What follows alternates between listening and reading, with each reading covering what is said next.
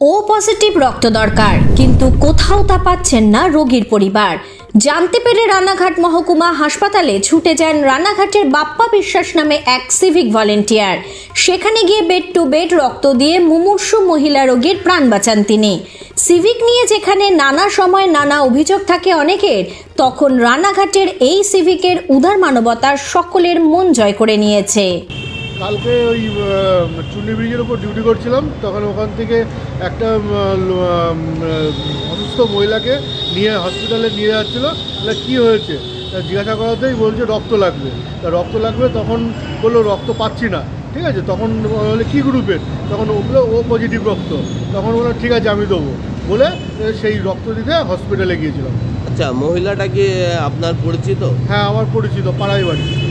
আচ্ছা, কেমন লাগছে রক্তদান করলেন এবং একজন মুমূর্ষু রোগীর প্রাণ বাঁচালেন, কেমন লাগছে? একটা মানুষকে তো প্রাণ বাঁচিয়ে তো নিজেকে ভালোই লাগবে। আচ্ছা, ওই মহিলার বাড়ি কোথায়? আমাদের পাড়াই হবিবপুর। বয়স কত হবে? বয়স ওই 50-55-60। রক্তদান কোথায় করলেন? রানাঘাট হসপিটালে।